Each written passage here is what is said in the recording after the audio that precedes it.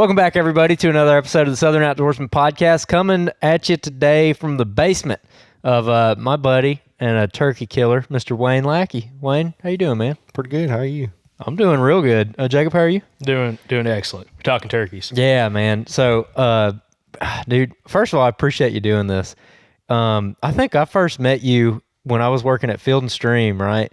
And I was working in the bow department over there, and you came over, and I think that was right when I started turkey hunting seriously and struck up a conversation, and we got to talking about turkey hunting and just kind of befriended you. And you ended up, I've talked about this a couple times on the podcast, but you're really the first guy who was a really good turkey hunter that ever took me. And I learned a lot from you, man, just like super early. And we've had you on before, but we've never like come and done one in person with you or whatever. So I'm excited to do it, but I kind of want to dive in and like I want to learn about your background in this, because I think last time we were going kind of heavy on the tactics, but I want to learn about like where you came from, you know, whatnot, how you got started. So why don't you just kind of I guess introduce yourself, you know, like where you're from, that kind of thing. Well, I'm from here, born and raised.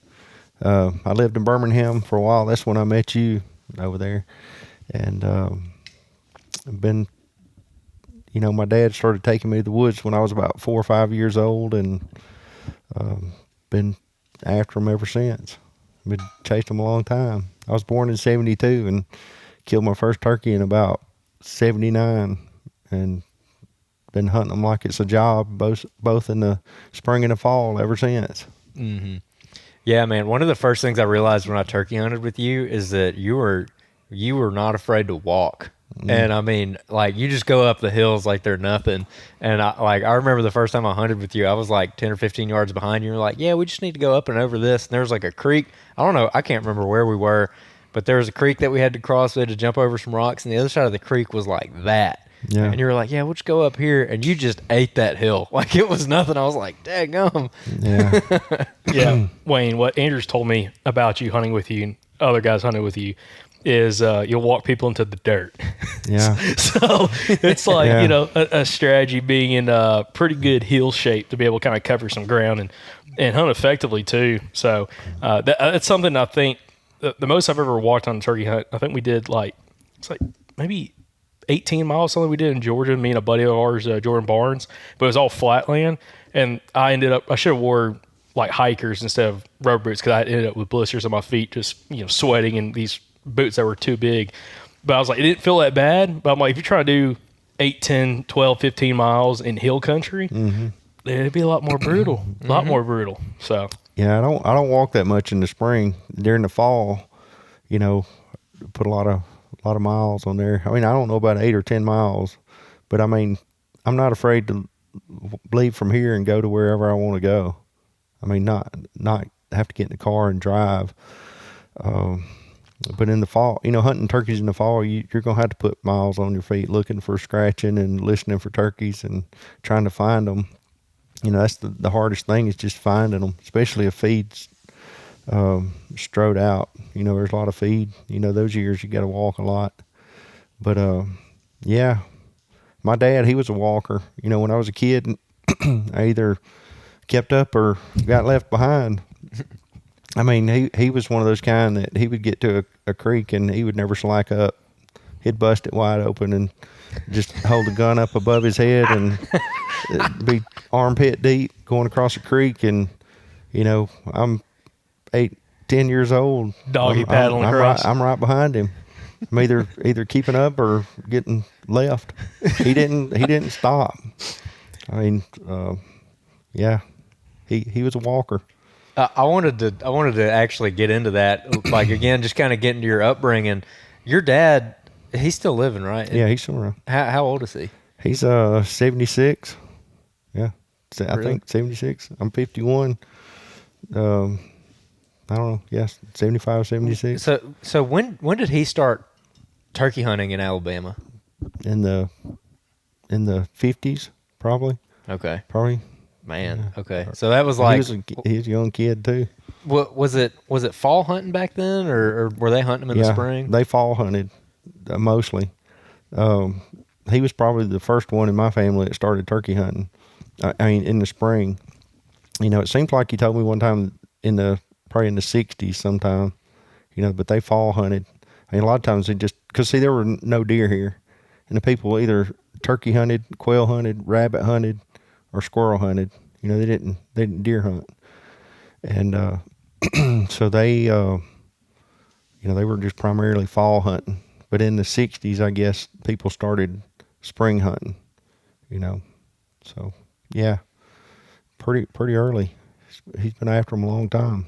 Yeah, I always find that interesting, and that's another thing about you. You've always talked a lot about fall hunting. So when you started turkey hunting, was that y'all's main thing? Was hunting them in the fall, Yeah. or was it just whenever it was open? Yeah, we started out fall. The first turkey I ever saw shot or killed was in the spring, but I know that I went with him and we hunted in the fall.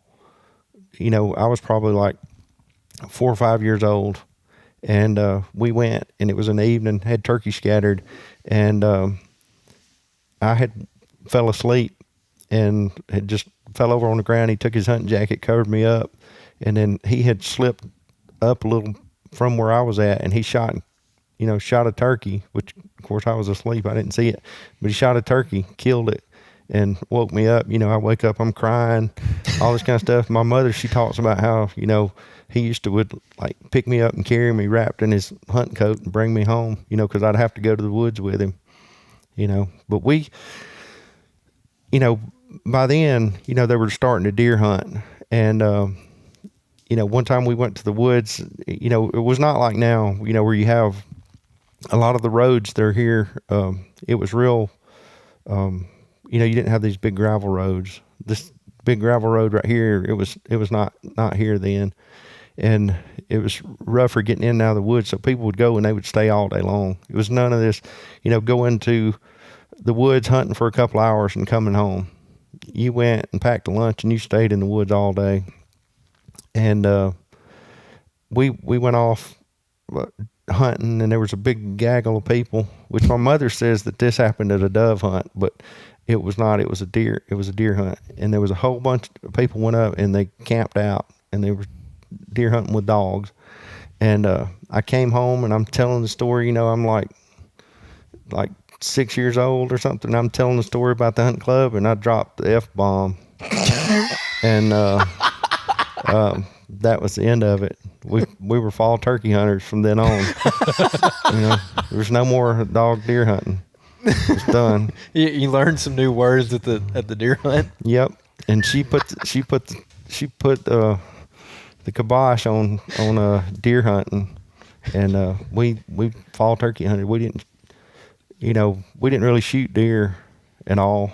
I mean, we saw a lot of deer in the woods, but we were only fall turkey hunting. We would go and get up and go to the woods, and we would ask people, have you seen any turkeys? And they would be like, yeah, we scattered a drove of turkeys here, and we would go wherever they had scattered turkeys, and we'd call them back up and shoot them.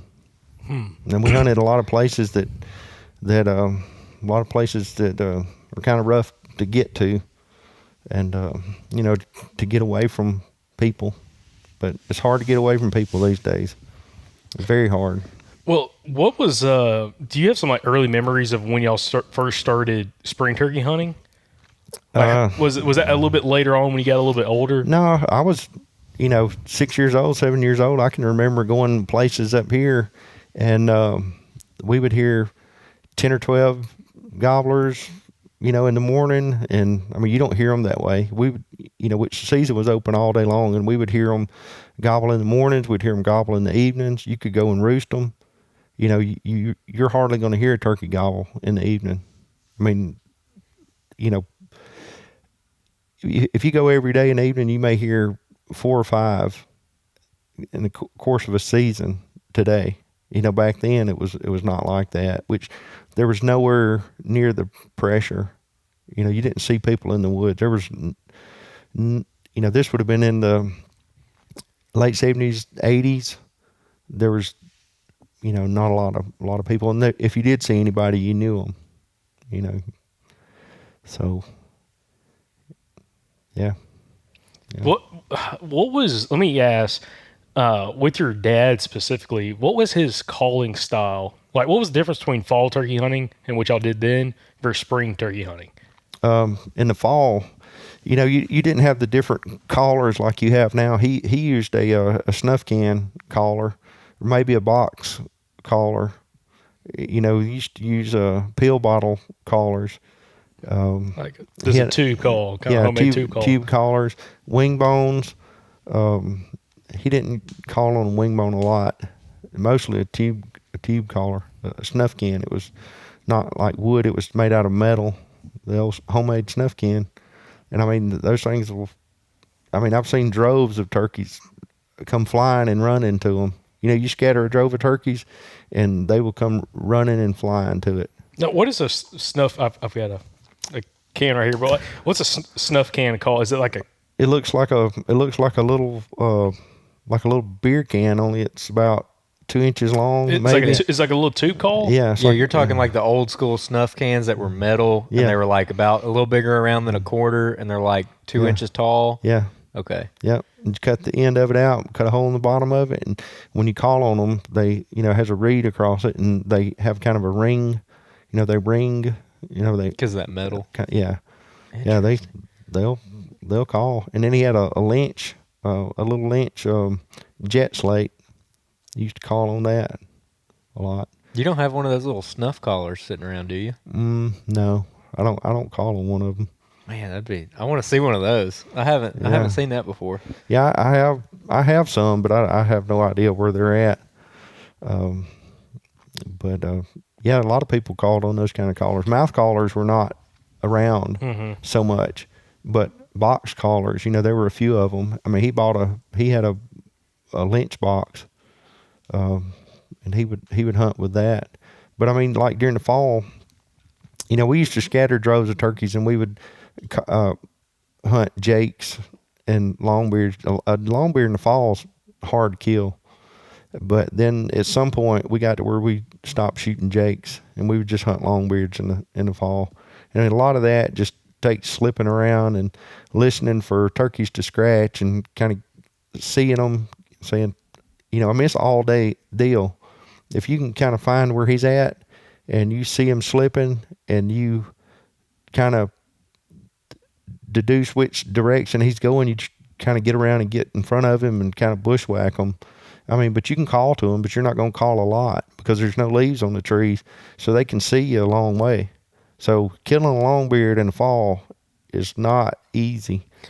What was your dad's calling style, specifically in the springtime? Like, because I hear a lot of guys back then that were hunting like 50s, 60s, even in the 70s, just yelp a couple times, cluck a couple times, shut up for an hour. Yep. Like, was that his personality, or what did he do? Yep. Call, cluck, and yep. If you can kill him with a cluck and a purr, kill him with a cluck and a purr. It was not all this yepping. All this like cutting and cackling and all that kind of stuff is a new invention. I mean, I don't remember ever even hearing, a lot of people cutting and yelping or clucking and doing a lot of the vocal gymnastic type calling that you see today. I mean, it's impressive, but a lot of these turkeys, they're messed with so much. But I do believe that, using a mouth collar, a diaphragm a lot is not as beneficial. I mean, I can call on a mouth collar, but I call on a trumpet or a slate and, box collar, stuff like that. But I mean, I've called a lot of turkeys with mouth collars, but, I think that they like to hear something different, I mean, you can go and hear plenty of mouth collars. I mean, I do think turkeys, maybe they can tell the difference. They hear a different sound. I mean, maybe. I mean, it's just my observation that turkeys can kind of tell the difference. And, I have a lot of luck with trumpet callers. See, the one thing you didn't mention is a straw call, man. We got to change that. Yeah, I don't know about that straw stuff. I mean, that might have been luck. That sounds like I should have brought Jack Straw. I've talked about this on the podcast. I got to get them as a sponsor on the podcast because every combo they sell comes with a free turkey call. Yeah. Well, yeah. I mean, hey, I saw your truck. You can afford a caller. You don't have to use a jack straw. You know, My thing is before, because I didn't have any wing bones kind of glue up, which, by the way, you made me this. I appreciate it. Even though I'm not an Auburn fan, but I appreciate, the blue. Actually, that's the colors of my high school, blue, orange and blue. So, Oh, there you go. yeah, there you go. Get you a Subi turkey. Yeah, representing the. But with a trumpet call and stuff like that, was that ever popular as well back then? Like you said, wing bones a little bit, but like were guys doing trumpet calls back then? I only know one person that called with a trumpet caller. I have an uncle that used to call with a trumpet caller, and then years ago, my wife bought me one, and as a Christmas gift, and I've been calling with it ever since. I've called a lot of turkeys up with that thing, probably in the last 12 years. I don't know. Probably, I couldn't tell you, 30 turkeys or more with that thing. And it'll call them. I mean, they don't sound. It sounds different. Yeah, they don't sound different, but a turkey can hear it a long way. A long way. And I mean, I have a nephew that is a world-class turkey hunter. I mean, he can call, and he's probably as good a woodsman as I know. And he hates one. I mean, to the point where he just about does not want to be in the woods with them. I mean, and no matter how many turkeys I kill with one of them, he still just despises them. So. Yeah, I wonder about that because you're talking about guys like your dad and others have been hunting turkeys around here since like the 50s or 60s. And you think about all the guys over all the years since then who have been out with a wing bone or a box call or whatever the call might be, and like the turkeys getting conditioned to that over time. So you're saying you think that is a thing where, like if a wing bone, which they're getting a lot more popular than they used to be, if people were out there with trumpets and wing bones in like 5 years, you think they're not going to be as effective as they once were? Nah, I mean, there's still not a lot of people calling on them as there are like a mouth caller. One thing about a mouth caller, I think maybe the ease of using one of them, that people call a lot, they call too much, and they're calling and not listening, and the turkey walks up and sees them calling on it, and he runs off or slips off or whatever. But I mean obviously you can kill turkeys with mouth callers. I mean, I call on one all the time, but I mean, I think a trumpet still is something different. And, I mean, it's the same way with a box caller. I mean, probably, just a handful of people actually even use a box caller, but, I mean, just kind of get whatever you're confident with, that's what you need to try. But like my dad and a lot of those guys, they would, if turkey answered, they'd stop calling. He knows where you're at. You keep calling. All right, the first time you call, he knows, say within 50 feet of where you're at. You call twice, he knows 20 feet. And, call 3 times, he knows exactly where you're at. And, my experience is you call a lot. He, especially early in the season when there's no leaves on the trees, he's going to walk up and he's going to look over there and he's going to start looking for a hen. You have to keep in mind where you set up, because you don't want to set up to where he can get out there at 70, 80 yards and he can look and he can look over there and pick you out on a tree, because, you have to get in there and hide good. And I just think the more you call, the more information he's getting. He's going to narrow down exactly where you're at. And when he walks up, I mean, think about how many times you called and got up and moved, and then here in a little while, he gobbles and he's right where and you say, man, if I'd have just stayed where I called to him the first time, he would have walked over me. If the way I am is, if I call to him and he answers, and then here in a little while, he gobbles on his own and he's closer, I'm probably not going to call to him too much more, if any. whenever I know that he's done committed and he's coming to me, I'm not going to just keep calling. Yeah. Now, I want to get into like where you learned that, like where that came from. And I remember we were driving around the last time we hunted together, and we were driving down some like little road somewhere, and you were like, yeah, this is where I think you said you killed your first turkey back in there. Yeah. If you're near where I found that chestnut tree. But why don't you talk about your first turkey? Like, what was that experience like? Well, the first turkey I ever saw killed was there. Okay. Was there. It was over there close to that. And, I was just a little bitty thing, and it was a turkey on the other, there was a pretty good creek in there, and the turkey just gobbled, flew down, and, my dad, he called to it, and it just flew across the creek, strutted right up the hill to him, and he killed it. It really wasn't a whole lot to it. But while we were sitting there on that turkey, there was another one gobbling. And back in those days, you killed them until they all quit gobbling, I guess. And but he did. He called one up, came up there. He was shooting a 2 3/4 Ithaca Model 37 Featherlight shotgun with a 30-inch full choke. 2 3/4 shotgun, hand loads. None of this new stuff. Killed that turkey. We got it. He put his turkey hanger on the thing. We carried it down the hill, up the hill to where the other turkey was gobbling at. He hung it up on the tree. We went up, set up on the other turkey. He called it. It flew across the creek, came up the hill, and it came up probably inside of 15 feet. And we're sitting there, and this thing is strutting and drumming and gobbling. He stands up. It's in the edge of a clear cut. He stands up.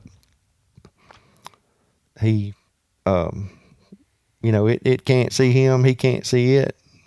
He takes about 2 steps. I mean, by now this thing is right there, and it flushed like a quail. It flew up. It flew slam out of sight. But yeah, that was the first turkey I ever saw killed. The first one I ever killed was not there. It was at another place, and it was during the fall, and it was in the evening. And he called a turkey up, scattered a drone, called a turkey up, and killed a Jake. First one I ever killed. I mean, I can see it.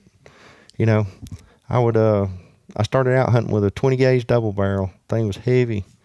Had a modified on one side and a full choke on the other side. Then I had a 20 gauge pump, and shot that.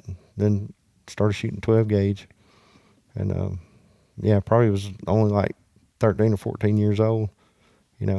I mean, like my nephew I was talking about, first turkey he ever killed, he was 6. He shot it with a 12 gauge. He was a little bitty guy, and it's one of those youth hunts down at management area, and my dad, he called that turkey up and came up just on a string about 20 steps. Boom, he missed it. flew across the holler and hit and started walking off. And my dad told him, he said he's crying, he's having a fit, he's mad. And my dad told him, he said don't worry, he said that turkey, he didn't know what even happened. He says, we'll call him back up and kill him. And they never moved. They stayed in the same seat.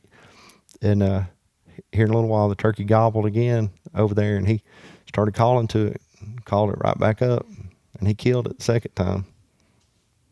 Daggum. That's what I'm talking about. Yeah. Yeah, and he don't, like I say, my dad don't call a lot. He's one, and I've heard other people, I guess, say this, but he's the first I ever heard. And I actually give this advice to people. Stop calling. If you want to call him to kill him, or you want to call to make him gobble. There's a lot of people that call and they'll make them gobble. Guilty. It helps their ego or something, but you have to make yourself. My hunting buddy, when we first started hunting together, he would be out of work, and he would text me or he would call me. He would text me, and he would say, man, this turkey's doing this or he's doing that and everything. And every time I call to him, he hammers. He double and triple gobbles. I said, is he coming to you? He's getting closer. Take your whatever you're calling on and throw it where you can't get to it. I'm talking about throw it 20 feet away so that you're not tempted to try to call on it. Because, yes, you can call too much. The problem that I see with a lot of young turkey hunters that I talk to is they watch these hunting shows, and I mean, those guys are legit turkey hunters. Like the Pinhoti Project and Shane Simpson, those are probably my two favorite ones. But the thing is you have to keep in mind that they're compressing a 6 or 7 hour episode or a 6 or 7 hour hunt into 30 minutes. And it looks like they do nothing but calling. But I mean, there's a lot going on inside those guys' heads, you know, that you just can't tell from a 30-minute YouTube video. I mean, there's so much stuff that they're thinking about that goes on, you know, from say, you know, just parking in the woods, you know, where you're going to park, or how you're gonna get into the woods. Like we were talking before we came on about, you know, getting to the woods at 2:30 and walking in with no headlamp and slipping up here and slipping there and stuff. I mean, there's a lot of strategy, you know, that goes into it that, you know, they don't really communicate that. It doesn't communicate well on a YouTube video. But I think that one of the big things is like I always say, like knowing the woods. You know, like you were saying that you have a place here to hunt and have a place there to hunt and have a place here to hunt. The way I've decided is that the turkey density near here where I hunt is actually not that great. I mean, turkeys will stack up in places. Like, say for example, people will come here and they'll hunt and they'll say, there's no turkeys there. And there's some places up here where there are not a lot of turkeys. And I mean, I'll drive past those places and I'll see people parked there and I'll think to myself, poor guy, I would not be in there. And the reason that I know there's not turkeys in there, because a lot of times before season, I've walked a lot of these places out. You know, I've walked through there with my dog shed hunting, and I mean, there won't be a sign of a turkey. But they're just going here and there. They're spending all their time hunting places where there's not a lot of turkeys. But you could go a mile away and there's might be a valley where 7 or 8 birds in there gobbling. You know, the best thing to do is know where they are. There's a lot of people that'll hunt. They'll go to one management area one weekend and then not hear anything. Then they'll go to a national forest the next weekend and they hear one turkey or whatever, and they spend all their time, but they never really know one spot. I mean, I would rather hunt a place that I know, and I know there's turkeys with low turkey densities, than hunt in a place that everybody's saying is covered up with turkeys. You know, I mean, I have friends and stuff, and they'll invite me and they said, man, come down here to this management area. It's a lot of turkeys down here. Yeah, but I don't know anything about that place. You know, I mean, maybe if it was toward the end of season or something, I would go, but I put a lot of value in knowing the woods. I mean, a lot of these places that I hunt, I mean, I know them. I've been hunting them for a long time. That spot we were talking about, I've been hunting that place before that paved road was even there. It was just a dirt gravel road in there. Back when I was in high school, when I first started driving, I don't know what happened with the time, but we would hunt for a couple hours before school, and we hunted that spot way back then. And I mean, there's a lot of those places that I know like the back of my hand. I mean, it's none of this like going out there and then after the turkey flushes or runs off or flies off and you say, wow, if I'd only known that little creek was there, if I'd only known that road was there, if I'd only known that tree that fell down was there, I would have set up different, and I would have killed him. A lot of these places that I hunt, when I hear turkey gobble, I know where he's at. I mean, that's a huge benefit. I mean, that's why when I lived in town, I hunted the management area you were talking about. It's the only place I hunted. I didn't hunt here. I didn't go west and hunt on that management area over there, even though everybody was saying, why don't you go over there and hunt? There's a lot of turkeys down there. Well, I don't know the woods over there, but I've came to here. I guess the point is that find one area where there's turkeys at. Because, I mean, if you're hunting there and there's 6 or 7 turkeys in there gobbling, and you can't kill one of those 6 or 7, I mean, what makes you think you're going to drive 2 hours away and kill one of those turkeys? I'd rather just drive 30 minutes or 45 minutes and waste my time as drive an hour and a half and waste my time. But yeah, I'll stick with what I know. I mean, there's places from right here that are an hour away that there's a lot more turkeys than there are, where I hunt. But I know these woods. I mean, and the places where I go to hunt, I mean, I can tell you every little draw, every little creek, everything about it. And, yeah, I mean, there's like one place that we hunt, and my dad and my nephews are, I think there was 3 of us. We killed 7 gobblers in this one spot, or within a half mile of this one spot one year between us. And that place, if you pull up into that spot, you better turn your headlights off before you pull up in there, because the turkeys will roost right next to the road. They'll roost like the way the little pull off is your headlights will probably hit him in the face. And it just takes years of, getting out of the truck. When you say, one person said, yeah, I parked there, and as soon as I got out of the truck, turkey flew. And I said, you know what? Last year, same thing happened to me. It doesn't take long to figure out that those turkeys, for whatever reason, like to roost right in that spot.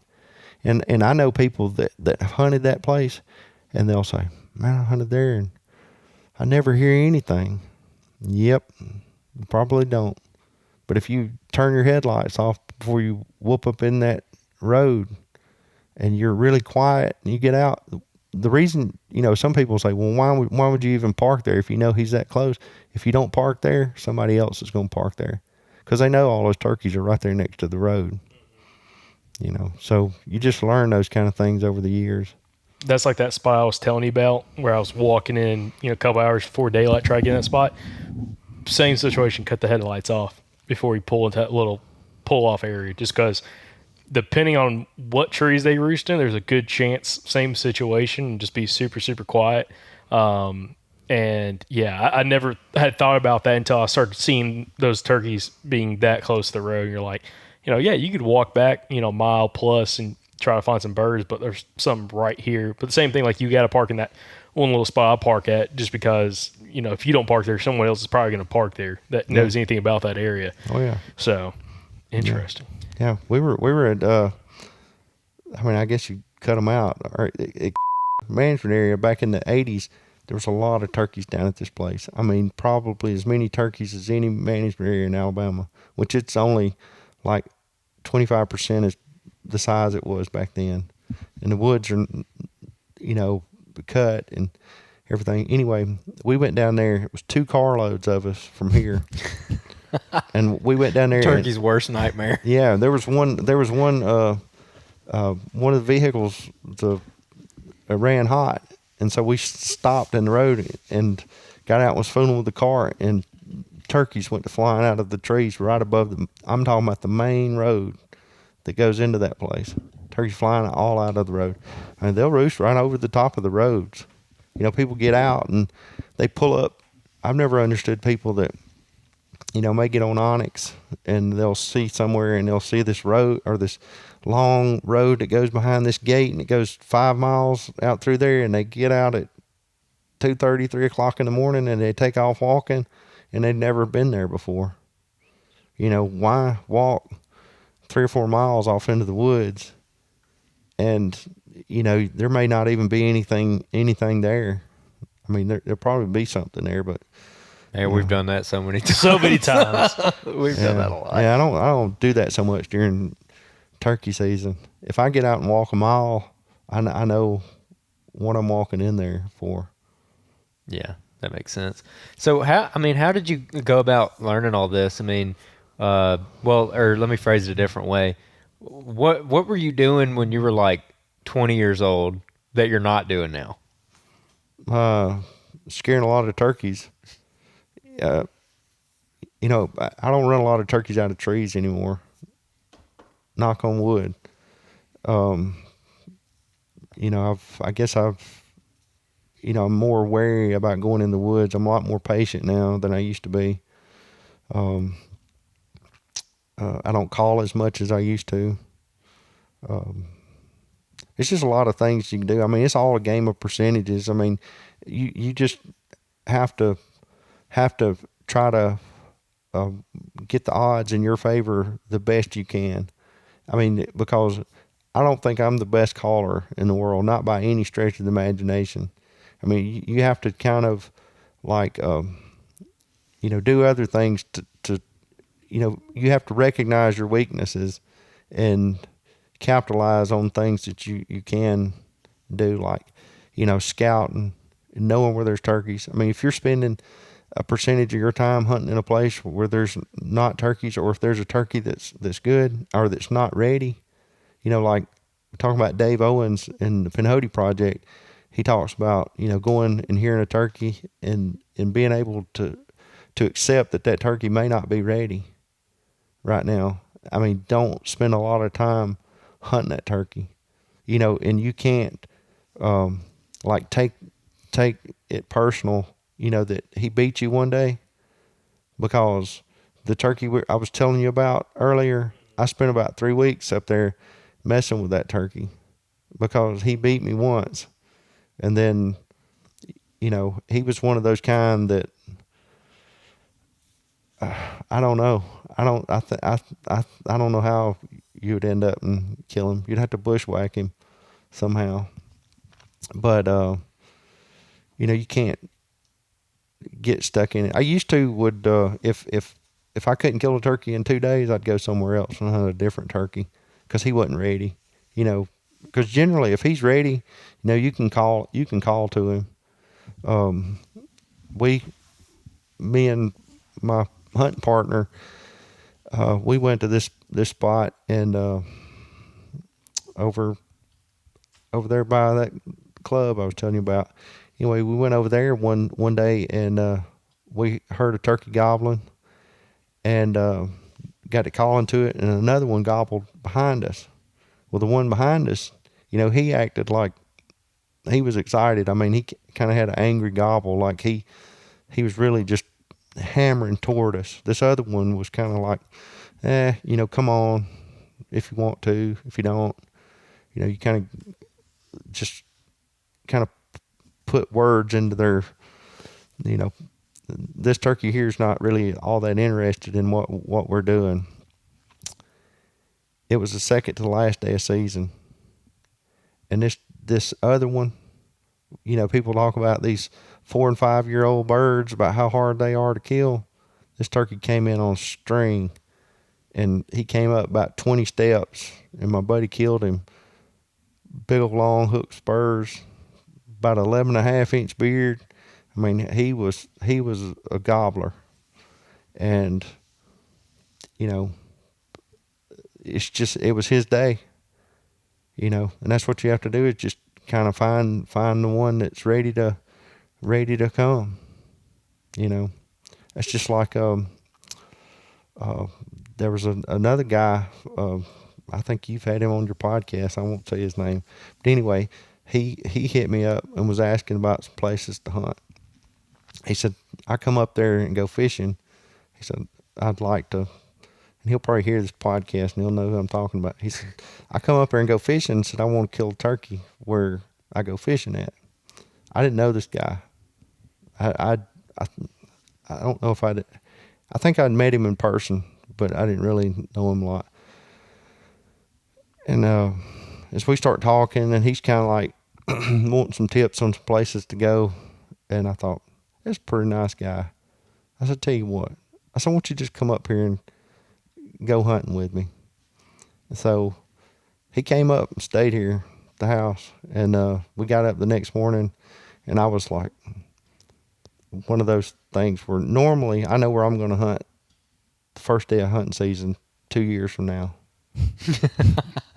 I'm serious. I think about, and I may change my mind 20 times between now and the first day of hunting season. I'll usually have about 20 places. But anyway, I'm talking, I woke up at whatever time. He says, what time are we going to get up and go? I said, we need to leave the house at 3 o'clock. And he's like, you got to be kidding me. I think that's why he ended up and came over here, because when I told him 3 o'clock, he had to drive so far, he didn't want to come. So anyway, he said, he almost stroked out whenever I told him that we had to get up and leave here at 3, because I don't intend on getting beat to where I want to hunt. And I know this spot, a lot of people like to hunt it. So here we go. We go out there, we park and turn out the lights, and it's just a second. Here comes another car in there, and then that car goes and leaves, and he's like leaning back to take a nap, and I start getting out. I'm like, come on. We get off, we take off, and we go out, and we only go about 200 yards from the car, and we wait until it gets light enough, and we heard a turkey gobble pretty close. I thought, oh yeah, we're in it right here. We're in a good spot. Turkey just right up on the ridge. We're on this ridge. It's not very, it's not real steep. We're not asking him to do a lot to get to us. And he gobbled a time or two. And this is from like 6 a.m. in the morning to about 9 o'clock. And I finally said, you know what? I think I heard another one gobble around that way. So let's go around over here. So we take off and we go up this other ridge, and I knew there was a turkey up this ridge. I'd killed one in there in the same spot earlier in the season, and we went up the ridge, and I call nothing. We keep walking, calling nothing. Keep walking, and man, I am like thinking, oh, these turkeys are gonna make me look bad, and so. We were kind of at the point where we're going to turn around and go back, because it's been getting on up in the morning.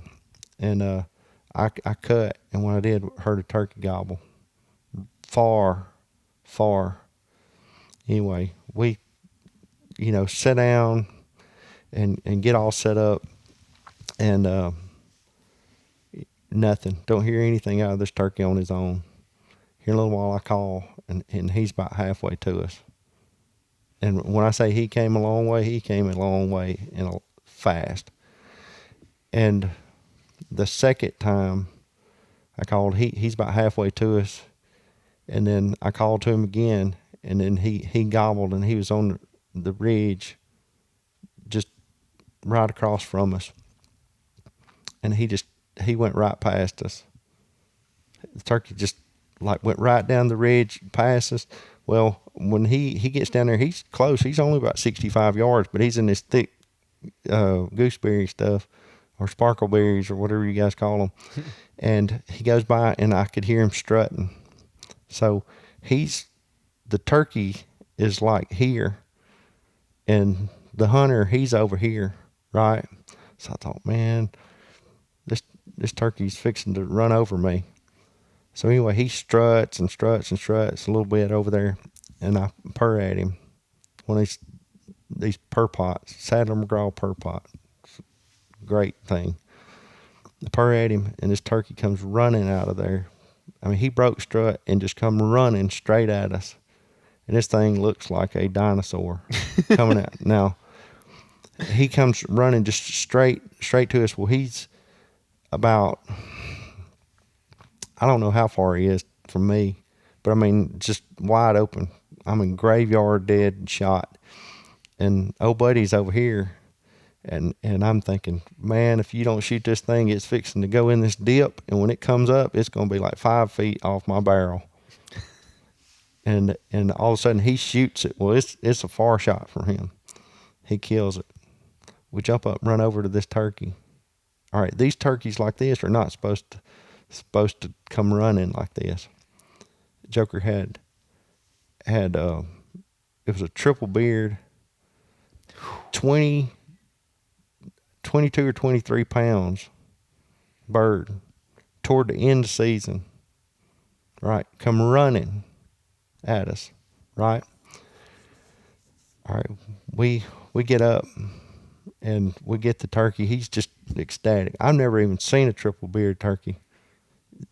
I'll have to ask him how many inches of beard this thing had. He had about 2 foot of beard. We get that turkey. We start walking back to the woods. Well, I'm still hung up on the one from that morning that had gobbled like 3 times in 3 hours. So we go back and we get back over to where that turkey was at. And I said, we're going to stop and call to this turkey one more time before we leave. And I called to him, and probably within 3 minutes, that turkey's dead too. Come running up the gun barrel, both of them, 4 or 5 year old turkeys. And I mean, and it's definitely not that I'm that good of a caller. It's because those turkeys were ready that day. And you just got to keep trying them until you find them when they're ready. Yeah, because I had went in there and killed one turkey. I had got after what I believe was that second turkey we killed. I had gotten after him another day and couldn't do anything with him. I mean, he would gobble, but he was not going to come. I mean, I fooled with him for 3 hours, and I mean, it was just like one of those ones where you just might as well get up and go back to the car. I mean, you can sit in there with them all day, and I mean, sometimes they will break and come to you, or they'll just come sneaking in. But it was so wide open early in the season. You know, later in the season, whenever you get leaves on the trees, you know, if you don't call too much and they don't know exactly where you're at, then, you know, they may slip up and come up there. A lot of times I'll call and then get up and move. You know, that way he doesn't know exactly where I'm at. So I've got to ask, how did you learn about proper setup on turkeys? Messing up a lot of turkeys. So, you know, that's another thing. Like a lot of the people now, with the way our seasons are, you have a half-day season. You know, by not being able to hunt after 1 o'clock, you've got, you know, 5 or 6 hours less to hunt. You know, the season's getting pushed back. It gets warmer. A lot of people quit hunting toward the end of the season. You know, that last, you know, 2 weeks or season when it's, you know, 90 degrees out and the crappie start biting, you know, people stop going. It's just time in the woods. I mean, you think of the more you do something, the better you get at it. The more times you mess up, the more you learn. You know, I see, you know, I like to lurk around on Facebook and watch a lot of people. You know, some of the posts that they make, you know, they talk about, you know, they ask all these different questions, and then if you make some comment or something, then they want to fight, they want to argue about it, and you know, it's just messing up. I mean, you set up on them the wrong way, or you sometimes you just sit down and you say, man, there's something doesn't look right about this. You know, it's probably in your database that the last 30 times you set up in a place like this, you got busted. I mean, you know, a long time ago, if you messed up on a turkey, if you went out there and you called one up and you messed up on him, you could just go over there and you could call up, mess with another one. But these days, I mean, generally you're only going to get one, maybe two shots in the morning if you're lucky. And then you may go 2 or 3 days and never even hear another turkey gobble. You got to kind of make the best of what you do. I mean, when we used to hunt out of state and go to Missouri, and it was like that there back in the 90s. If you heard, if you boogered a turkey, you literally just spun around on the tree and start calling, and another one would answer. There were that many birds out there. The last couple, I hadn't been in several years, and it's really about like it is here now. Maybe not even as good a hunting as here, but it's just like repetitions. The guy that's messed up on 300 turkeys is going to know a lot more about messing up on turkeys than the guy who's only messed up on 20 or 10 or whatever. I mean, I see a lot of experts that's only been at it for 5 or 6 years, and it's like I saw a guy the other day.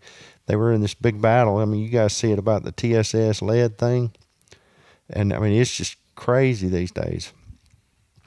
And the way I look at it is if they chase enough of them, they'll know. They'll understand why you shoot TSS. And I don't shoot them far. I until I bought a laser rangefinder, I thought 30 yards was like 40 yards. Because, I went out here and was shooting the bow, and I lased the target, and I thought, if I would have said, that's probably about 40 yards, it was only about 30 yards. So, the vast majority of the turkeys I shoot at are under 30 yards. And I'm going to keep shooting them with TSS because I like how they don't flop. I mean, I may be getting off sidetracked, but the thing is that especially as I get older, I don't want to have to chase turkeys. I mean, because we used to shoot them with duck and pheasant shells. This was before the lead ban with waterfowl. And you'd buy like high brass duck and pheasant shells. They didn't even make a dedicated turkey shell back then. We had, and then they started coming out with like the Federal Premiums and then the Winchester Double X's and all that kind of stuff. And yes, those things will kill turkeys. No doubt about it. But, the days of, shooting them and they flop and they flop and they flop, and you chasing them around and you shoot them and they flop and get off the ground and fly, and you shoot them again and they flop and then run off, and you got to crawl around the brush top and get them. No, because in all those years, I'd killed no telling how many turkeys, over 100 turkeys, right? And I can't ever remember but one not flopping. I mean, drop dead. When I grabbed him, he started flopping, right, with lead. When they came out with the Winchester extended range shells before the Longbeards, they're like the 13 grams or whatever. Those, I don't know what it is, if it's TSS or some sort of shell. I thought it was the greatest thing ever. I started shooting those things, and then they quit making them, right, and went to the Longbeard and started shooting heavy 7s. I thought, this is the best shell ever, because you're shooting them and they're not flopping. Then they come out with this TSS, and the only one that I've shot that flopped was the one that I shot with no choke in the gun. And then I've shot 2 or 3 with lead. This is over the last 10 years. You're talking about like 65, 70 turkeys or more. Only one with TSS ever flopped.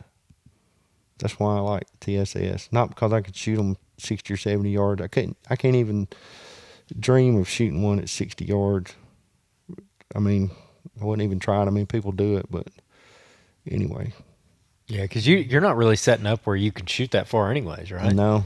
Well, I mean, that's kind of like a little lesson in and of itself of kind of your style and how you like to set up. You're never like when I've hunted with you, we've never set up in a spot where where you don't have the opportunity to really shoot 50 yards. Yes. Like they got to come up and they're going to be right on top of you, at 20, 30 yards by the time you can see them. So another thing I wanted to ask about is like, this is going to be kind of hard to explain, I guess, but like, how do you develop that feel of knowing if a turkey is ready? Because like if somebody's out there and let's say that they pop a couple times on like a glass call or something, like a really sharp, cut, and they have one just hammer it right off the bat.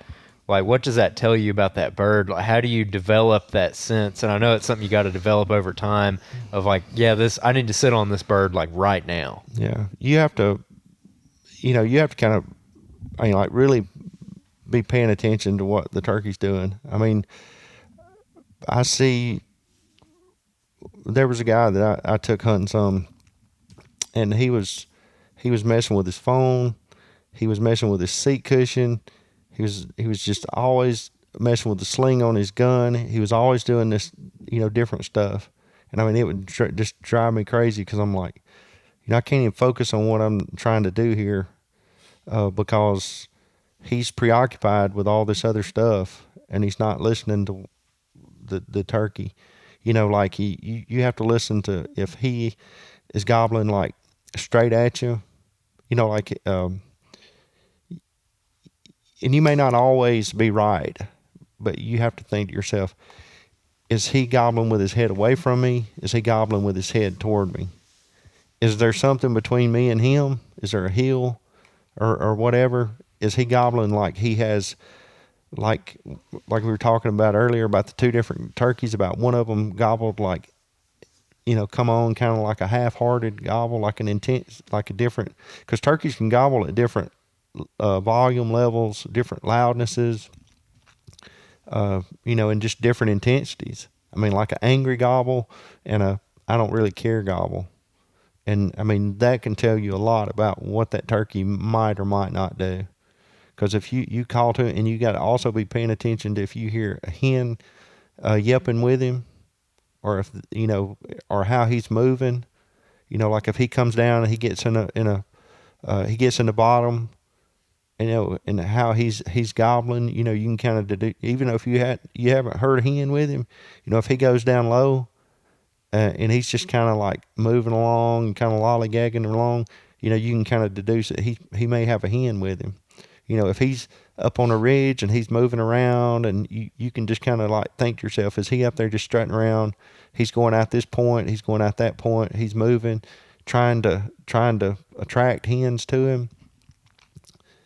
You start thinking about moving down and getting where he's been. Because, I mean, you've seen this before where you see a turkey and he's just kind of like sticking around on top of a ridge. Or you may even see him go out a ridge gobbling. Sometimes they'll go down the ridge gobbling, and then they'll turn around and come back up the ridge. And you're sitting over here thinking, man, I wish I had got over there where he had been gobbling. It's good to move over where he's at. But a lot of that is just, paying attention to every little detail of what he's doing. I mean, but, if he's really, like, he's gobbling with, like, just really forceful intensity, it's like I told you that time about cutting him off and calling to him, a lot of times you can cut at him and, get him fired up. I mean, there was like my buddy Wayne, the very first time we ever went turkey hunting together, took him, he'd never killed a strutting gobbling turkey. And I took him to a spot, and we went out there, and there was a whole pile of turkeys gobbling in there, probably four birds gobbling, pretty close. And there was one gobbling just right across the hollow. I'm talking about inside 100 yards. And there was hens. Got daylight, hens started yelping all over the place. And I thought, oh man, there's a lot of hens in here. And then he starts down the ridge. And maybe he's hearing something or seeing something that we're not seeing, but he's not paying any attention to us. He just is right on the other side of the ridge. We can't see him. 60, 70 yards. He goes just straight down there, and we see hens start flying down. I'm not talking about just one hen or two hens. It was 6 or 7 hens flew down. They go down to him. They go up the holler, and we get up and we're chasing this turkey all over the place. We just trying to just get where he had been, and we know there's a whole bunch of turkeys together up there. And they go up, and I've called this turkey with every collar in my vest, and called to him every which way I knew to call to him. And he gets up, and he's the whole time he's gobbling like he doesn't care. He's gobbling with his head away from us. He's moving away from us, and we're moving, which I don't like to chase a turkey like that, because if you chase him, he thinks you're coming and you're going to come to him. But I was kind of like out of ideas with this turkey, and so he goes up over the he's gobbling kind of up off the other side, and I cut at him with everything. I like hacked him up, and then he gobbles, and you could tell that he gobbled with his head straight toward us, and his intensity level had changed. Something happened. Something in the sound of that particular caller or whatever changed. He turned around and he gobbled straight at us, just hard. And then he gobbled, and I cut at him again, and he like double or triple gobbled. I turned on Parnell. I told him, I said, "Get your gun ready." I said, "He's coming."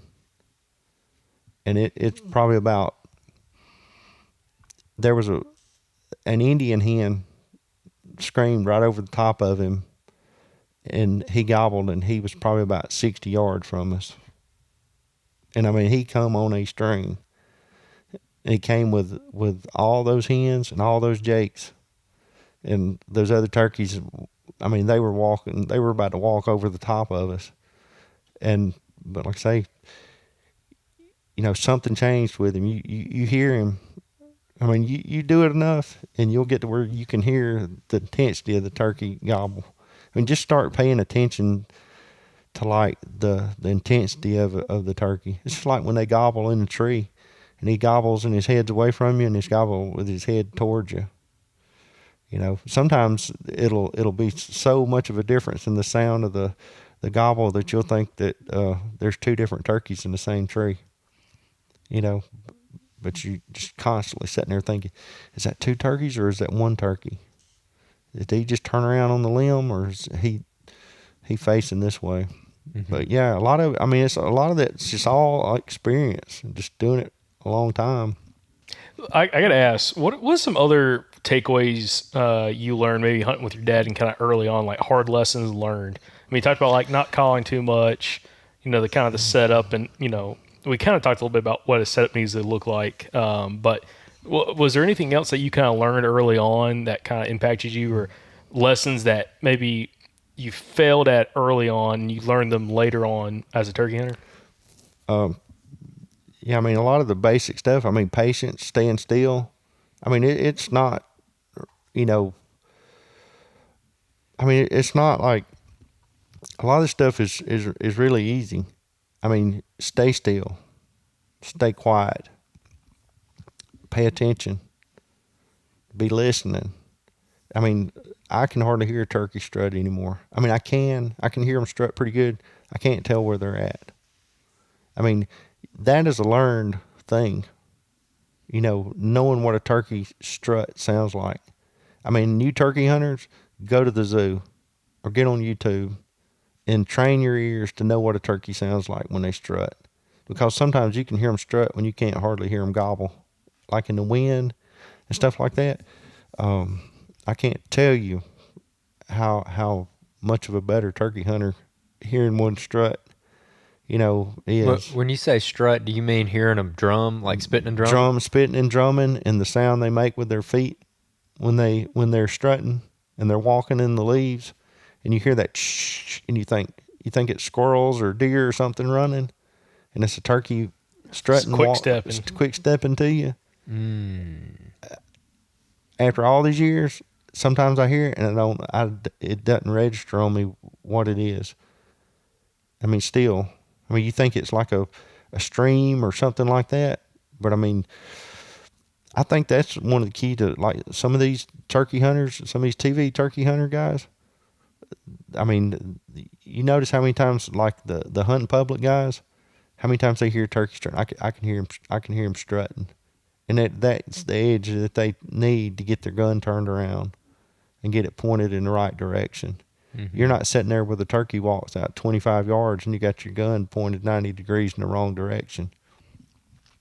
Protect your hearing. Shooting doves and stuff with no hearing plugs and earplugs in, it's the reason I can't hear out of my left ear. Like I say, I can hear out of my right ear, but I can't tell where they're coming from. And it's not really learning. It's just patience, effort. A lot of those kind of things. Yeah, I used to think that I couldn't hear, like some people say the pitch or the frequency of like the drum, like that real low sound, that some people can't hear it, and I thought I couldn't hear it. And then when I finally got tuned up and could hear it, I realized that I'd been hearing it for years, but I thought it was like a distant airplane or something. You know how you hear like an airplane real far away and it's like that low drone?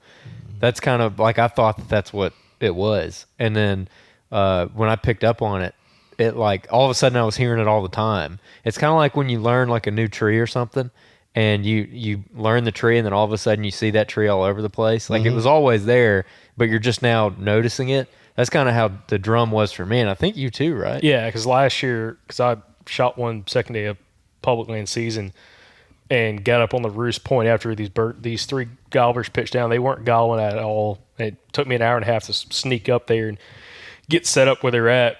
Did one call in sequence. They didn't gobble, but all of a sudden I hear footsteps and I hear that drumming, and I'm like, they are close right there behind me. So because I heard that, spun around the tree, was leaned up against the tree, and then two of them came up strutting right behind a brush top.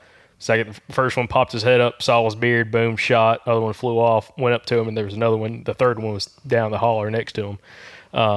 But yeah, it was like just hearing the subtle footsteps, but also that quick stepping motion, like you were saying. I didn't really think about that, but I'm like, that is not a person, it's not a squirrel. Then all of a sudden you could hear the drumming. I was like, definitely turkeys right there behind me. Which is crazy because I just came from that direction 10 minutes previously, snuck around the top of the ridge, dropped down to that point where they were at, because I had come up from below them, do a big wide loop, because I could tell from where I heard them from. I never called to them on the limb, but where I heard them from, I could tell someone had been in there the day before, like set up right where I was listening from.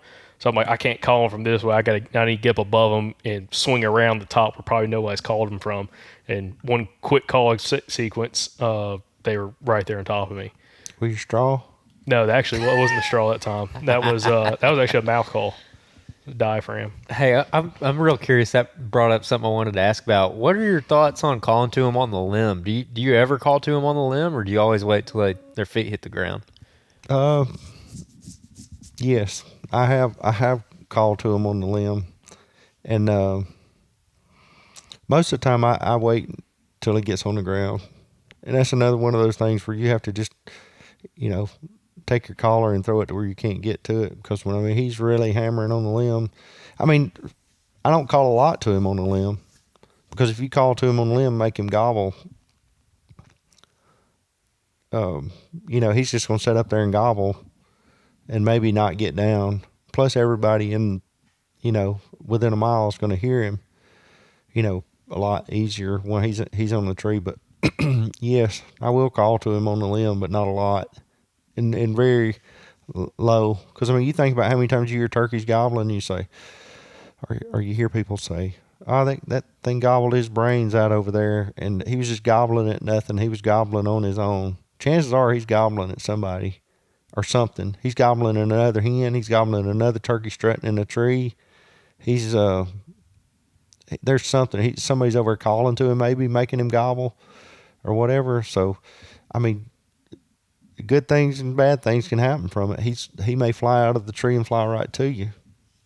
You know, I've seen that happen before. My dad, he used to be the world's worst call to him in the tree, and I've seen him fly straight to us before too, and not expecting it. You know, like, you know, one time some years ago, we were hunting this place, and he called, and we saw the turkey fly, and he said, there he is. He just flew from. He's looking for us. We thought he was on the ground, actually. He said he just flew from tree to tree looking for us. I said, he didn't fly from trees. You know, this turkey had been locked. His wings was flying straight at us. And he flew up, and as soon as his feet hit the ground, he walked about 5 steps, and he shot him. So, I mean, I guess, you know, good things and bad things can happen from it. But no, as a rule of thumb, I try not to call to him on the roost. I like for his feet to hit the ground before I call to him. But sometimes if there's a lot of, you know, there's a lot of hens in there, or, you know, that, you know, I kind of want to throw my hat in the ring type of a thing. You know, like, hey, you know I'm here, you know, so I'm going to call. But I mean, a lot of times if there's a lot of traffic on the road, and I know there's a lot of other people in the woods and stuff, sometimes I'll just wait. I won't even mess with him, you know, because unless he's right where you need him, you know, a good place to kill him at. Say, for example, he gets down on the ridge and you hear somebody else calling to him, or you know there's other people in there, you know, let him kind of gobble himself out and do whatever he's going to do, maybe even get spooked, you know, because a lot of times in the spring, you know, people will get close to him calling, or they'll hear him walking or something like that, and the turkey will shut up, or he'll just go on and he'll start doing his own thing.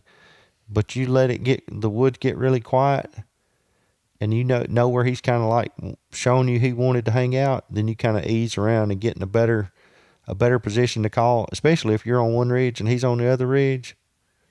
You know, you kind of let him do what he's going to do, and he gets over in a spot, and you kind of look and you kind of read the terrain, and you think, you know, I can reposition on this turkey and get in a better spot on the same ridge with him.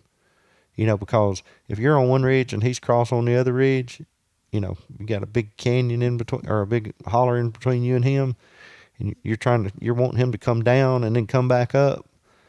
You know, that's a big ass sometimes. You know, in a situation like that, I'm curious with this. We actually had a listener write in a question of trying to walk through different scenarios with different guests and kind of saying how they would handle it in that situation, because I think we've all been there where you're on one big ridge, they're on the ridge just adjacent to you, and it might be 150 yards across that he's gobbling on. When you go to try to reposition that turkey, do you like to slip off the backside of your ridge and walk it up and cross at the head of that drainage and get on his ridge? Or do you ever go down and around and get up to the point of his ridge and come up, or cut straight across to him? Like in general, do you like to try coming from the top side of that ridge at the head of the draw, or coming from the bottom side? I generally would probably get off the backside and go around Up the and top. go up a top and then come back over. You know, and if he's gobbling good enough that you can kind of position, you know where he's at. Because if you don't know where he's at and you go down and go straight back up a ridge to him, you come across that holler, he's going to hear you walking. You know, I mean, I've heard people talk about, well, turkeys can't hear, they can't hear as good as a deer. What I don't. It doesn't matter. He can hear better than you. He definitely hear walking and hear turkey sounds better than you. So, you know, it doesn't matter who hears the best. But you tear out straight across that holler, he's going to hear you. He's probably going to come over there looking. You know, he's going to come look and bust you coming across that holler. See, and I kind of thought about that. That's one of the reasons I think I had that success from the one I killed on the public land last year, coming up and around and coming from the top side of the ridge point that they roosted on. But one of the ones I should have killed last day of season, where we were talking about earlier, I was already above him. He was on the end of the ridge point, and when he gobbled, He started gobbling away from me, full green up last day of the season. And I thought he'd gotten off the his roost tree, but it sounded like he was down that bottom. And looking back at it, I should have just kind of walked that ridge point down that he was on and get set up halfway down the ridge point towards him or get in that direction. Instead, I dropped off the side of it because I didn't know which side he had gone down on off the ridge point. I didn't know if he was to the left, to the right. So I went out on the left side and started swinging around, getting close to the edge of the ridge point, but I was off the side of that little ridge. And ended up, he busted me as I was sitting down on a tree. He was 50 yards from me, 60 yards from me, right on the tip of that point. And what he was doing, he was gobbling, walking right over the edge of that ridge, gobbling down to the creek bottom, coming back up, and going back down, gobbling again. So it sounded like he was down there. And I tried to get down there with him, got busted. Yeah, he was pacing. Mm-hmm. He's pacing, and you tried to move too far at one time. Yeah. Well, he shut up. He was gobbling good. I ended up waiting till like maybe 7:15. And he finally stopped gobbling, gave him another 10, 15 minutes. I'm like, okay, I'm going to ease down there. And probably should have just gone down the ridge point because it had good cover. There's some real good thick cover. I could kind of slip through and get set up in a little spot right there. But ended up trying to go down low, and he busted me looking down on top of me. Yeah, tried to move too far. Mm-hmm. Yeah, because, they can move pretty quick. I mean, I like to. If he gobbles, then I'll move. But I kind of like try to work it out in my mind. If he takes 5 or 10 steps up, how long would it take him to do that? Maybe 15, 20 seconds. So you kind of like, I'm up, I move, I'm down. Don't make a bunch of racket. Don't be sliding down trees and just scraping bark and, using trees to hang on to when you're going up the hill or down the hill type of a thing. Yeah. But I mean, the best thing to do is try to get on the ridge with him before you ever call to him. That's a big mistake we make a lot, is that we start calling to him and moving toward him. I don't like to call to him and like, for example, he gobbles, I call to him, and then I just start going toward him because I've just told him that I'm coming to him. He's just going to blow up in the strut. I mean, think about when you call to him and you've seen him before, you call to him and you see him stop and blow up in the strut. You want to, I'm constantly thinking about what is he doing when I call to him. But generally they a lot of times when you call to them, they will stop and strut for a while. Well, and talk about chasing turkeys, Andrew. Remember a situation about 3, maybe 4 years ago, with Mark Turner, and me and Andrew. We got in a spot. We walked way, way, way back in this piece of public, and we got in a spot. It was gobbler central. It was turkeys everywhere, and we got into chasing turkeys. And what was bad was we chased one, and we didn't realize there's like 2 more following us. And we just kept moving, chasing one, and he'd drop off. We keep going across, and then they gobble behind us. We're like, what the heck happened? We ended up doing a big circle in this spot while a gobbler, too, was chasing us while we were calling, trying to reset up. And every time we'd set up, trying to call to a bird in front of us, there'd be another bird behind us gobbling. And it was like you'd be in a bad situation. Like we're set up good for the one in front of us. The one that's following us, we're in a terrible spot on the side of a big, steep ridge. And ended up calling one up and getting busted. Yeah, getting busted. We got all the way back up to the top of the ridge, the main like logging road, and finally we're like, let's just set up and just shut up and just see what happens. And sucker came up and busted us, there was no good shot opportunity. He was too far too, but yeah, that kind of thing, man, that happens a lot. That was one of those where we just walked into a bunch of turkeys and didn't really know what to do with ourselves. Yeah, it was like turkey here, turkey there, everywhere you could point. Like one would, like they'd gobble, and we're all pointing different directions. Me and Andrew, because like, oh, there's one here, there's one there. I was like, what do we do? Crap, this is, like awesome situation to be in, but also it's like it's kind of tedious because I'm trying to figure out which one is going to be the one to try to we kill. could hear 2 of them down on the bottom fighting and stuff. Oh, like yeah. Fighting purs and flogging each other. Yeah. It was cool. It was, and ended up not killing one that morning. Didn't kill one. I wish I did more of it, like write down things, that I learned, or, I wish that I had have kept track of it. But I mean, you have to kind of like self-reflect or do like an after review. The debrief. Yeah, debrief. You think, what did I learn today? maybe, moving my hands or that kind of thing. Because I mean, it only takes one thing to scare him. Once you scare him, it's all over with. Have you ever been busted messing around on your phone? I've been busted a lot. I'm trying to think if it was because of my phone.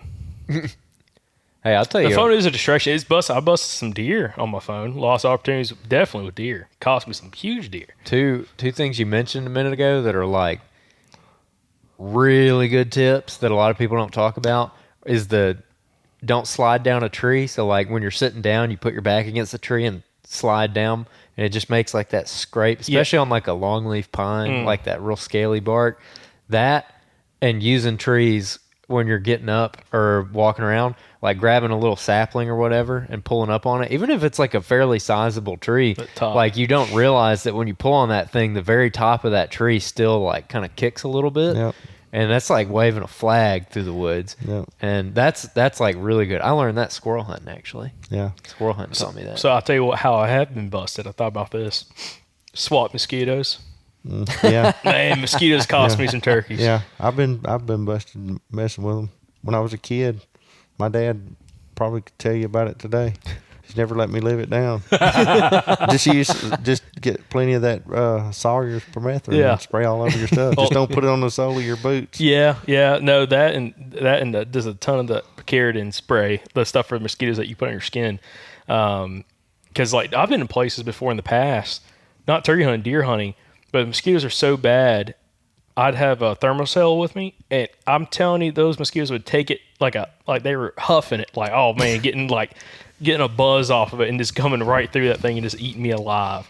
But that's one of the worst things. I think that's something that, especially, well, we're having an early spring this year, so it's definitely gonna be like this. But like back when season opened March 15th, and you have that first couple of days are typically pretty chilly. You have like some cold weather.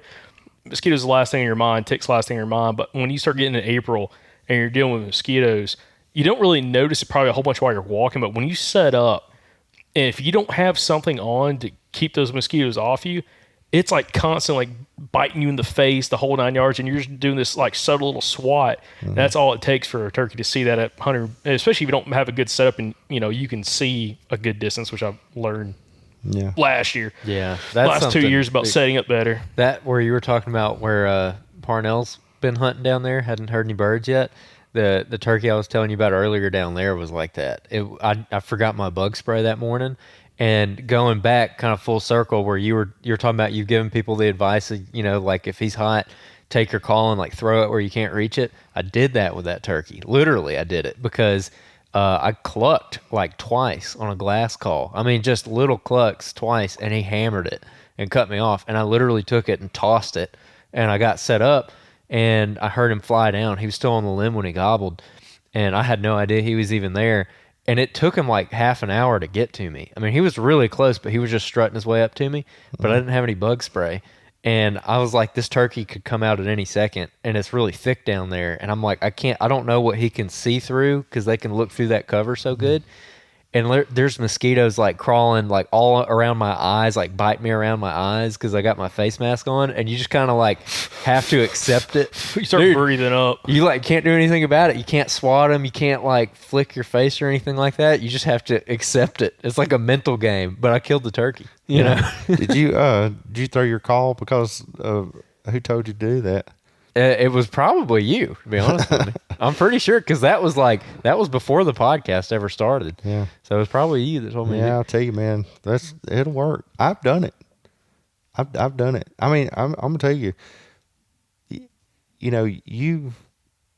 A lot of times I've messed up on turkeys and think, man, I knew better. I know better. I mean, you get out there and you get in the heat of the moment and you lose your composure, and they get to turning the screws on you. I mean, even the best turkey hunters mess stuff up. Yeah, I go back to thinking about the first turkey I ever killed. It was in North Carolina, some public land hunting with a buddy of ours, Greg. And we roosted those birds in a fresh burn. Like they were stumps still smoldering on fire the night before season opener. And I went out there and we coyote howled right at dusk and had a couple birds gobble up on the public in the fire, like in the burn area. And we went in the next day, and this is the day I had a lynch box call, and it was the first. No, I hunted with it before, but it was our last hunt with it because I destroyed it on this hunt. After we shot the birds, me and him doubled, and I went chasing the turkey. They're flopping, holding yards, and stepped on my freaking lynch box Did you call. shoot it with lead? Yeah. Yep. And they're flopping all over the place, and we take off running, tackling turkeys, and not really tackling, but we're pouncing on them, making sure they ain't getting back up. But that morning we got in a whole bunch of, it was hens and other turkeys gobbling. Ended up we shot 2 jakes, and they came in strutting. They had a full tail fan, and when we shot them, walked up to them, I'm like, what the heck? You know, a little 4.5-inch beard, and I mean nubs for spurs. But one thing I learned after, kind of like what you're talking about, like handling different situations, the set was good. Like on this little ridge point, right, they were roosted right off the edge of the ridge, and we had hens roosted around us when we got set up in the dark. We again walked in without headlamps, walked the little log road, got set up right there. But it was one of those situations where we had all the competition, kind of like what you're talking about, like hens are all around you, and it was this crazy vocalizations all morning, and turkeys gobbling all around us. And it's one of those times. I think I was calling a pot call, but I almost wish in that situation would have maybe called less, because I remember calling pretty aggressively with all the hens around, but called a little bit less and just seeing how everything kind of played out. And we went back in there the next day trying to kill one of the longbeards and just couldn't get it. It kept bouncing over on public or on private land, and we couldn't get them to come back across. But it was just, that was a fascinating hunt. Kind of go back and think about, just because the vocalizations, like you had so many hens close to you, you know, some super jakes, whatever you want to call it, full tail fan jakes, and I'm sure there was a couple of longbeards in there that, again, we tried to hunt a little bit later, but it was a good learning lesson of, like, also the cover. What we sat on a big oak tree, or big pine tree that we were both sitting on, and it was one of those things. They came working down the logging road, and all you saw was the tail fan and the redheads coming in, and we were like the whole 3, 2, 1, shoot them at the same time situation, and it was interesting. That was an interesting experience. And I had an experience last year, and this is something talking about, like, hen vocalizations. I had a hunt last year, hunting some private land, where I shot my second turkey and had a bunch of birds on that place. I think we heard 11 that morning. But ended up killing one around like 11. But I had hens roost real close to me, and they got down, and they were 8 yards behind me, just scratching around for like an hour and a half. And that's the closest I've been to a bunch of hens that were, like, I could hear them real well. The subtle purrs and clucks they made, like, they never stopped making a sound, but it was so quiet. Like, if you were 50 yards away, I don't think you could have heard them. Yeah. But it was so quiet with them just right here next to me, kind of going back and forth. It kind of taught me a little bit more. Like, we just did that interview with Gary Vines and Lyle Gilbert, and Gary talked about that. He's like, it doesn't take being super loud in order to, like, get a gobbler's attention. Because a lot of hens aren't always calling like that. It's like, he was saying, like, if you don't hear hens yelp in the woods, I'm not yelping in the woods. Kill them clucking, kill one clucking. And that taught me a lot, just having those hens super close and just listening to what they were doing. And I'm sure, the gobblers that are kind of around me probably could hear that as well. And then a little bit later, kill them with the old straw call. You'd be amazed at how far they can hear them. They can hear that purring and clucking and stuff. I mean, they can hear it a long way. It's just like, I think it was last year, I had a hen, maybe 2 hens, I can't remember. But anyway, they were real close, and I could hear them yelping, which one of them, she, like, looked up, and she yelped real low. I mean, I could barely hear her. And she was maybe about 10 or 15 yards from me. I could barely hear her. And then whenever she yelped like that, I heard turkey strut. And he was pretty far, because when he started strutting, I started watching for him, and I saw him coming, and he went right to her. But he she heard him strut, or, I don't know which one heard who first, but, they were communicating through her, just yip, yip, yip, real low, and then him strutting. That strut noise, they use it as a form of communication. but yeah, not making those mistakes. I mean, you just really have to make as few mistakes as you can. As far as talking about, like, it's all about percentages. You know, try to mess up as little as you possibly can. Yeah, we got a question here from a listener that I want to hit before we got to wrap up. So this is from Davis Summerlin, who lives in Georgia, and he wrote in. This is kind of a long one. I've been turkey hunting for 3 seasons now. The only place I have to turkey hunt is public land. I've yet to see or hear a turkey of any kind while scouting or hunting. Where do you properly begin to have success? What pieces are you putting together? What do you look for when you're scouting? What kind of environment do they prefer? Do they use any kind of terrain when moving? What does a person with zero experience need to know in order to have a fighting chance when they pull up at the WMA? So there was a lot there, but been turkey hunting for 3 years, hasn't seen a turkey, let alone hear one. Man, I already know the answer, but keep going. yeah. I would get out and look for. I'd start walking, looking for tracks. He needs to get a bicycle or something and start covering some ground. But you look for burns and the edges of burns. The edges of roads. Where edges of clear cuts. Any kind of edge habitat. Nesting. If he's during the spring, I mean, he wants to find the hens. If you find the hens, you're going to find the gobblers. But if he's not seen or heard a turkey gobble in 3 seasons, Crank up and move on. Yeah, I'd go somewhere else. Mm-hmm. Because I mean, I wonder if he's even seen any tracks or any sign anywhere. Yeah, I don't know. That's a good question. He doesn't say here, but I figured you'd have an answer kind of like that, just because you were talking about how much you like to walk before season, and when you're walking before season. I mean, right now we're recording this on March 13th, so we got about 2 weeks or so before we can kick it off here in Alabama. So right now you're, I guess, obviously listening for them gobbling, and then other than that, what are you looking for? Well, I'm looking for just all kind of sign. I mean, tracks, scratching, but I mean, for the most part, I mean, the places I hunt, I mean, it's the same places I've hunted for years. I don't have to go to listen to know those turkeys are there. Like the places we were talking about earlier, I know they're there. Like I was telling you about places that you guys know. Mm-hmm. I bet you one of those hats that if you go up there, you're going to call me and say, you know what, you're right. That place was covered up. I bet. I'm going to take you up on that because I got to go up there. Anyways, this is kind of a good question, for somebody especially asking, this type of question. What kind of environment do they prefer? So, like, if you were just going to put it in a nutshell, you've hunted turkeys all over Alabama. I don't know, you've been to Missouri and probably a lot of other places. Just if you were just in a nutshell, where are you going to find turkeys? Like, what kind of habitat do you look for?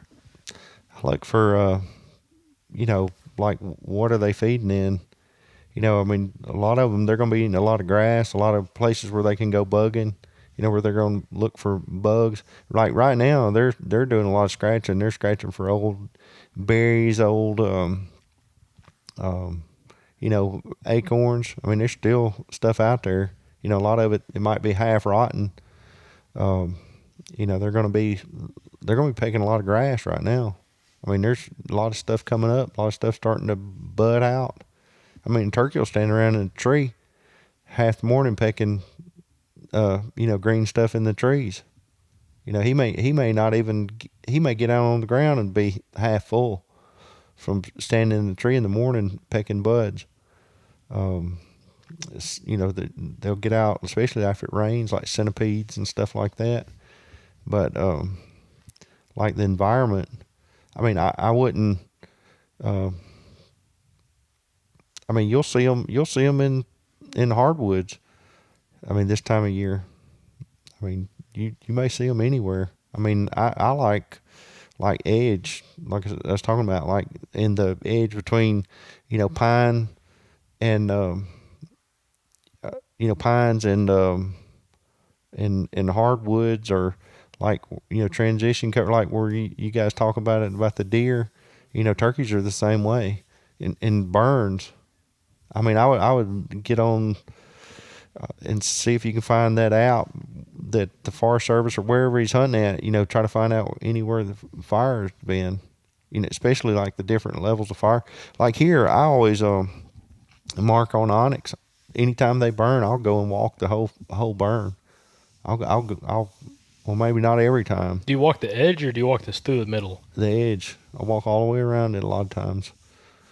With my, I'll just take the dog and we'll just go walk the edge of it. But a lot of it you can kind of deduce where it's at because it'll be along a road or like a creek. They're going to use creeks and roads as fire breaks rather than cut another fire break. If there's a fire break that's been pushed off through the woods with a bulldozer, I'll go walk that fire break. And, I'll map it on onyx and I'll keep track of when that fire happened.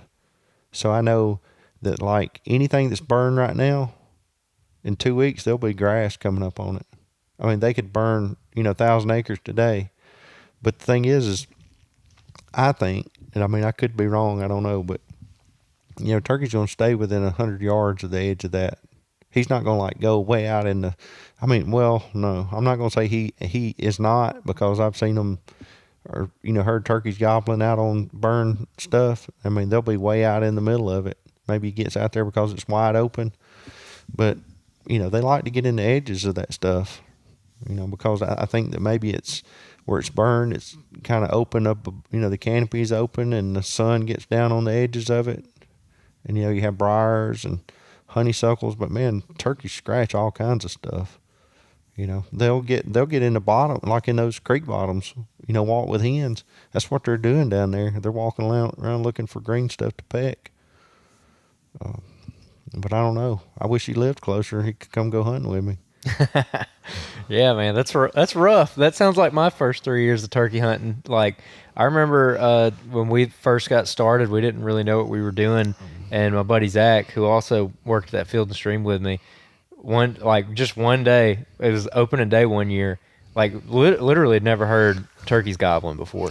And we went out on this local WMA to the same spot we'd hunted a bunch of times, and we heard like 8 different birds all gobbling the same day, and we didn't know what to do. It was like what me and you were just talking about. We were like, oh my gosh, there's turkeys gobbling. And then we're like, what do we do? I don't know. And so we started texting guys that we know who were good turkey hunters. We're like, hey, there's like a bunch of turkeys what do we do? And they were texting back, and they were like, I remember one of them was like, sent a question, and he was like, you have 7 turkeys gobbling right now on the ground? And we're like, yeah. He's like, well, you ought to kill one of them. And we did not. We didn't know what we were doing.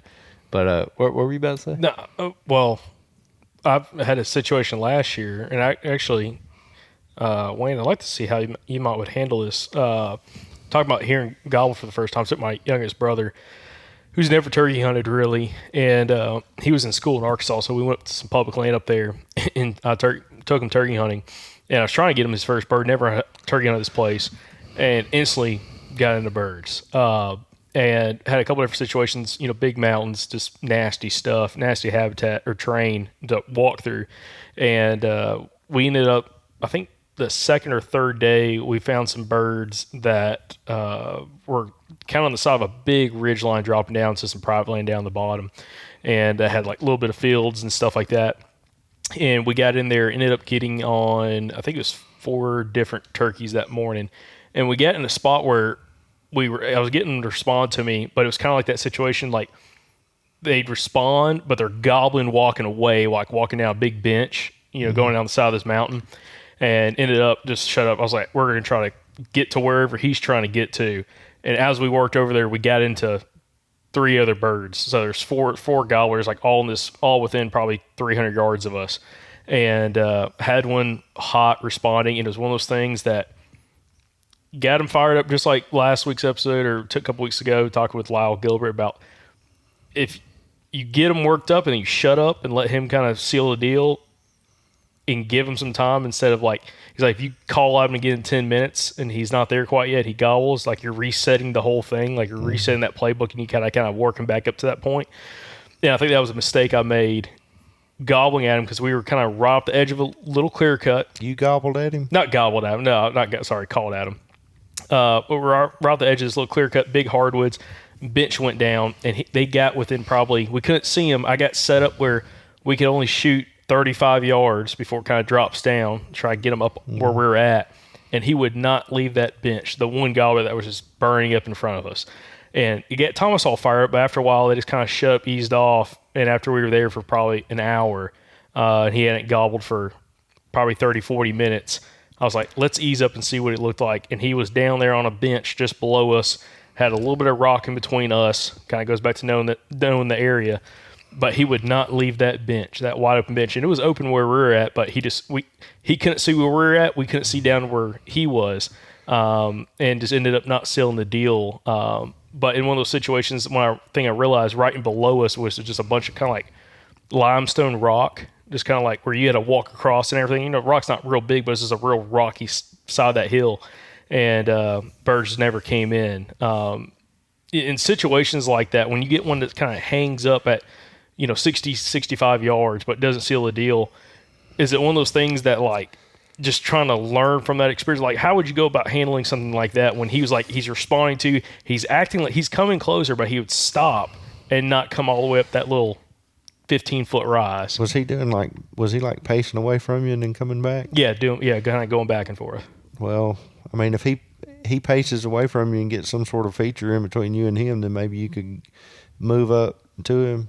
I'm not a big fan of crawling on a turkey. I mean, there's a lot of people that do it, and they have a lot of success, and I mean, it's pretty neat, but I'm not a big fan of it. I mean, something about getting shot in the face or bit by a snake that just really it's not cool. But a lot of people crawl on them. But I mean, you could just get up and, like we were talking earlier about getting some sort of terrain feature in between you and him, and then coming around on the other side to try to get to a place where it's a more, a easier way for him to move to you. Mm-hmm. Maybe some, he doesn't have like some sort of terrain feature. That's probably what it is. He just didn't want to walk up that hill or walk over that thing. You just never know. And I guess just, getting up and kind of moving around on him a little bit. Like I say, I'm not going to advocate crawling on one. Well, I'll say this. I'm going back to the same area this year. Thomas may come. He may not. I'm not sure. But I'm going to go back up because I'm going to go up there while Andrew's down in Florida. I didn't know there was turkeys in Arkansas anymore. There's not any. There's like 4. Yeah, there's not any. There's like 4? Yeah. Hey, well, I know we're running long, but I'll tell you this story about like this guy you were talking about hunting for 3 years and hadn't seen one. I had a guy that I knew when I lived in Birmingham, and he was like, he told me, he said, can I go to the woods with you just scouting? He said, I've been hunting for 5 years and I've never killed a turkey. And I said, sure. I said, I'll take you scouting with me. So we go, and we go all over the place, and we spend all day together. Great guy. And he was he was, quiet in the woods. He was a good caller. I'm like, how's this guy not killed a turkey? He must be cursed. It was jinxed. So, we go and we hunt together on and off, and think, I'll take, hunting with you. And whenever we would go to the woods, we couldn't kill a turkey. I'm talking about, I could go without him and kill a turkey. But if I took him, we couldn't even get close to killing a turkey. So he proceeds to tell me, my wife has paid for me to go on a guided turkey hunt twice at like, what is this place? Oaks? Like one of these high dollar, like here in Alabama. Yes, I can't remember. White Oak Lodge or whatever. Yeah, White Oak Ranch or something. Yeah, like a high dollar place, lodge and everything. Paid a bunch of money, to take him. Still couldn't kill a turkey. It's like 100% guaranteed to kill a turkey, and he still could not kill a turkey. And we hunted on and off for about 3 years. He never could kill one. We could never even get close to killing one. I don't even know if we ever even really heard maybe just a handful of gobbles when we would hunt together. I could go somewhere and turkey would just be wearing it out, and I would say, hey, we're going to go back there tomorrow. You'll get your turkey. So anyway, rocks on around, he goes and he gets on the turkey and it hammers. Well, I'm not with him. He calls me that evening. He says, I went down to so-and-so management area and I found this gobbler and he was tearing it up. He said, but I got bad news. I can't go hunt tomorrow. But my wife's cousin wants to go. He said, you could take him down there and hunt that turkey. I said, you sure? He said, yeah. He said, there's no way he'll kill that turkey. So I go pick this guy up. We meet down in Chelsea. And he gets in the car with me. And the guy was so excited to go turkey hunting, he had went out and probably bought $1,000 worth of gear, right? Brand new shotgun, camouflage, all this kind of stuff. Had never been turkey hunting. Had just bought his hunting license. I took him down there. We get out. We go right to where this guy says his turkey's at. Real early, way before daylight, coyote howls right by the turkey. He gobbles. I'm like, yeah, this is going to be pretty good. So we slip. We get around pretty close to it. And the turkey had, I'd heard him gobble in the dark, at the coyote, but we got around pretty close, got too close to him. The turkey heard us walking and gobbled. So I said, let's sit down right here. So we just sat down, and he had one of those Tenzing vests that has the kickstand. And I'm busy trying to sit down next to the tree. I look over, and he's sitting over there in the wide open with this thing. I'm like, dude, get over here by this tree. So he scoots over there, and he gets by the tree with me. We're sitting there, and all of a sudden I see the turkey fly from one tree to the other. So the turkey's flying around looking for us, I think. He heard us walking. He's flying around looking for us. And then all of a sudden, this turkey flies out of the tree and flies straight to us and hits about 20 yards in front of us. And oh boy, kills the turkey. His friend, or his wife's cut, or the guy had been taken, he never went hunting again. All right. He I guess got rid of all of his stuff. He never went hunting again. Till this day, I don't think he's ever hunted again. Anyway, about 3 years after that, he calls me. Because I had told him, I said, man, I'd run over a turkey in 5 years with a car. About 3 years after that, he calls me. He said, guess what? I got a gobbler. I said, you got a gobbler? He said, yeah. He says, my wife and I and our kids, we went to Ruffner Mountain to go hiking, and I ran over one with my F-250. Oh my gosh. Dude finally got his bird. He finally got his bird. Just not the weapon of choice. No, he was jinxed. He was jinxed. There was just no hope for him. So. Oh my gosh. It's true story. True story. Well. Yeah. But hey, I was going to tell you guys one thing. I saw this on a Facebook page of a friend of mine.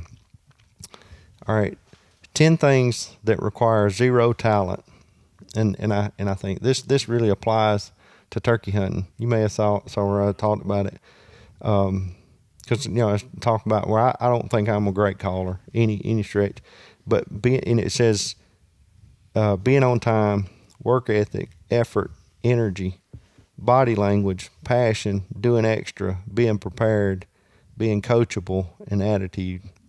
And I mean, that really, really applies, I think. You got to work hard. And a lot of folks I see, they get out and they go hunt, till 7 or 8 o'clock, and they're ready to go to eat breakfast. I hunt.